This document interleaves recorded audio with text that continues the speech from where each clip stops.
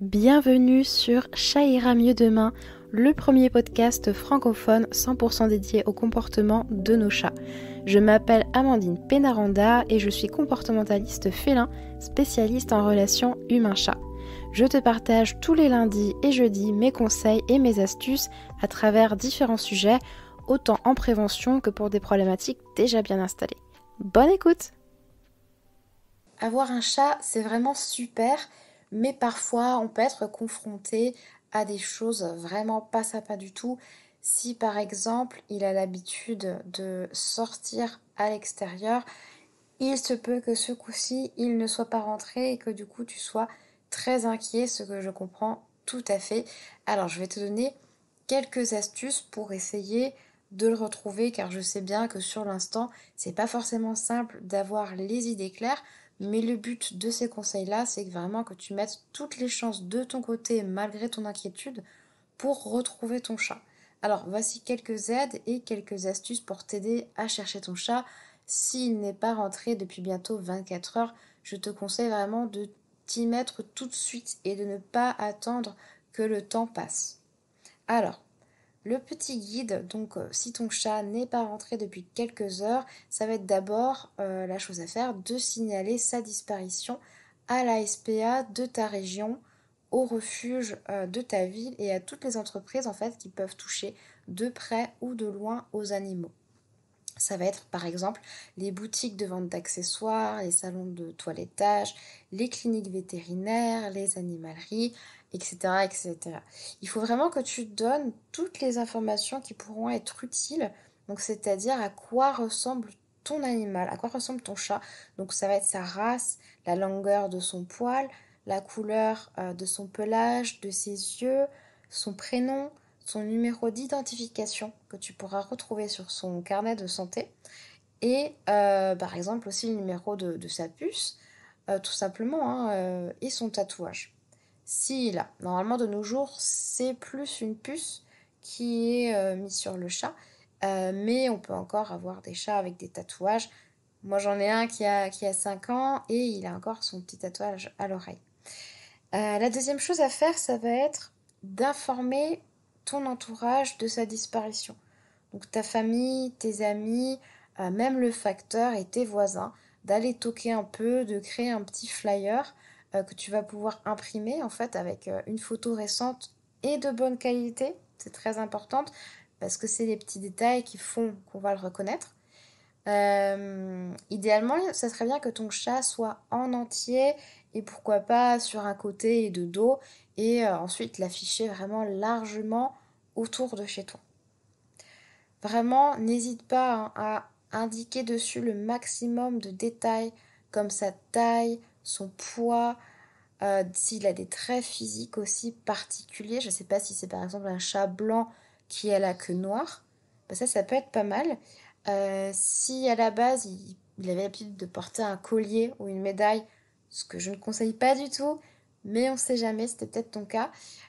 N'oublie pas aussi d'indiquer sur l'avis de recherche, surtout ton numéro de téléphone, ta localité, ton email où on peut te joindre en fait à toute heure. Si tu as besoin, tu peux aussi éditer une annonce dans les journaux, sur les sites de petites annonces et les réseaux sociaux. Attention, normalement, pet alerte, il y en a dans toutes les régions, tous les départements. Donc, tu peux t'y retrouver et c'est quelque chose qui est gratuit. Fais attention, j'ai déjà vu qu'il existait un site payant, mais normalement, c'est gratuit. Sinon, tu as aussi chatperdu.org où tu peux créer en ligne en fait une annonce et mettre tous les détails que je t'ai cités avant. Ensuite, je te conseille de chercher ton chat en fait en utilisant une technique spéciale de recherche. Ça va être que durant les premières 24 heures, tu vas pouvoir le chercher dans les environs. Donc par exemple, si ton chat n'a pas l'habitude de sortir à l'extérieur, son premier réflexe, ça va sûrement être de se cacher à des endroits qui seront pas trop loin de la maison, vers là où il se sera enfui. Donc surtout, par exemple, bien regarder sous les buissons, sous des remises, dans des garages, sous des escaliers. En ce moment, c'est le printemps, donc ça va être aussi dans des abris de jardin. les gens qui ouvrent l'abri pour chercher du matériel, tondeuse, etc., qui peuvent parfois refermer la porte, ou même le garage aussi, hein. Et le chat s'est peut-être faufilé. Donc c'est pour ça que je te disais, va bien sonner chez les voisins pour vérifier tout ça. Il peut être aussi sous les voitures. C'est pareil, pense à bien regarder vraiment. Ça va être des zones plutôt sombres et plutôt étroites. Donc il faut bien regarder dans ces zones-là. Et du coup, n'hésite pas à étendre tes recherches au voisinage un petit peu plus loin. Si tu as déjà observé ton chat traîner un peu dans certains endroits, et si tu connais aussi un petit peu ses cachettes, n'hésite pas à aller vérifier. Pendant tes rondes de recherche, si je peux te conseiller d'emmener un petit peu de choses avec toi, ça va être par exemple d'emporter de la nourriture, tout ce qui va être assez odorant. Donc par exemple du thon, des sardines, quelques friandises, voire ses croquettes préférées si vraiment il les adore, et pourquoi pas du jambon. Euh, Vraiment tout ce que ton chat adore le plus au monde pour pouvoir l'attirer. Après, ça va être d'effectuer tes recherches quand tout est calme, aussi à l'extérieur, hein. Privilégier des moments comme par exemple le matin très tôt, entre 4h et 6h, ou en début de soirée, avant que le soleil se couche, vraiment quand les rues deviennent calmes, qu'il n'y ait plus de voitures, qu'il n'y ait plus de vélos, qu'il y ait moins de bruit. Comme ça, tu vas pouvoir l'appeler par son prénom et il va aussi mieux t'entendre. Et puis surtout, ça va être des périodes où en général, les chats dorment la journée, mais ils commencent à sortir à l'aube et au crépuscule pour pouvoir aller chasser. C'est vraiment un rythme qui est naturel et là tu auras aussi plus de chances de le retrouver.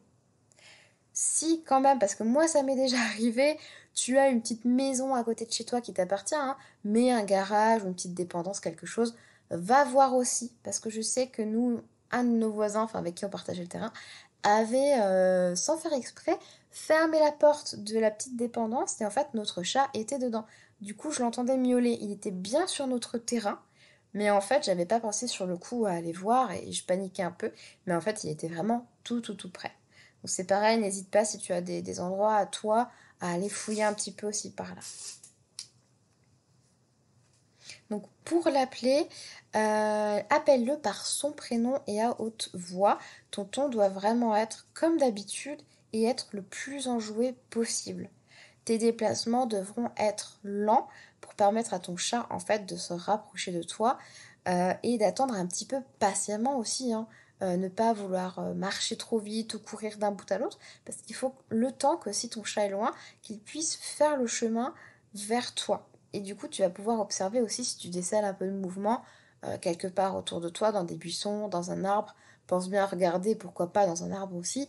Je sais que moi, un de mes chats, une fois, s'était perché vraiment en haut d'un arbre. Par peur, sûrement, il avait dû croiser un chien, ou il avait dû se passer un truc. C'était à 6h du matin, mais j'avais entendu crier un canot de chat. Donc je suis allée voir, et effectivement, il était tout en haut d'un arbre. Donc voilà, j'ai réussi à le faire descendre ensuite. Mais c'est vrai que le but, ça va vraiment être aussi, si tu peux par la suite, hein, ou même avant, si tu écoutes cet épisode à titre informatif, ça va être de protéger ton jardin pour éviter que ton chat ne soit embêté avec les choses extérieures. Parce que c'est bien beau de faire sortir son chat, mais de nos jours c'est compliqué. Entre les voisins qui empoisonnent les chats avec des boulettes, entre les véhicules aussi qui circulent vite, les autres animaux, effectivement, il y a des autres animaux qui sont très gros, qui peuvent être aussi avoir des comportements un peu agressifs. On ne sait jamais.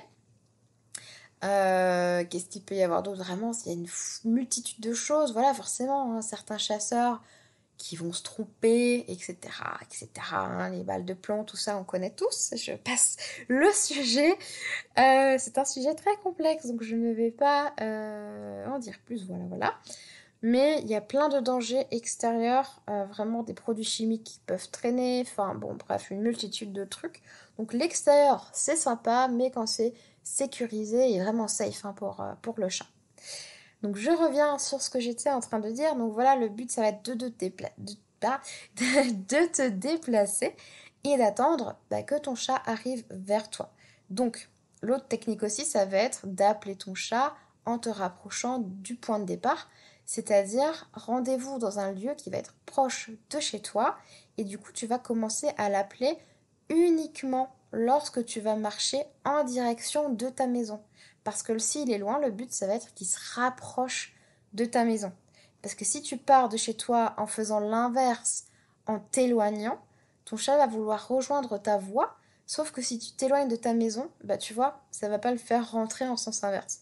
Donc ça risque d'induire ton chat en erreur, donc il faut surtout faire ça dans le bon ordre et de ne pas l'éloigner de la maison au lieu de le rapprocher.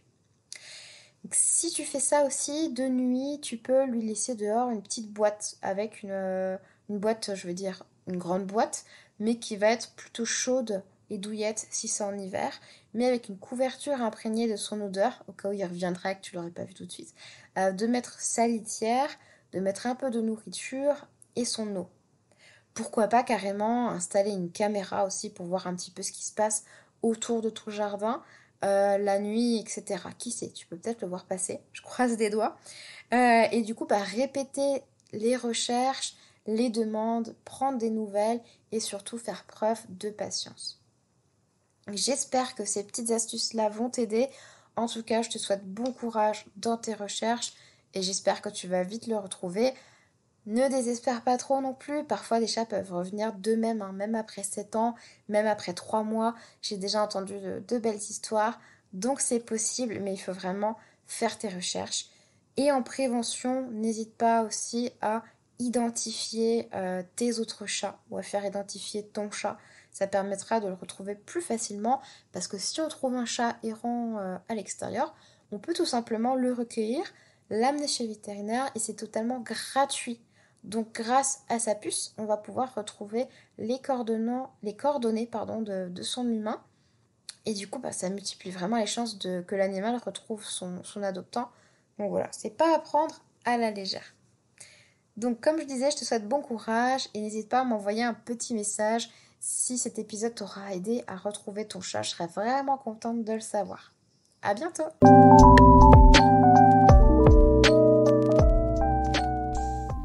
Voilà, c'est tout pour aujourd'hui. J'espère que tu as pu apprendre de nouvelles choses afin d'avoir une meilleure compréhension de ton chat. Si c'est le cas, n'hésite pas à le partager à ton entourage et à me faire un petit retour. Ça me fera très plaisir. Et en plus, ça me permettra d'augmenter dans les classements et de me donner encore plus de motivation pour t'offrir toujours le meilleur contenu et les meilleurs conseils. Merci beaucoup pour ton soutien et très bonne fin de semaine à toi.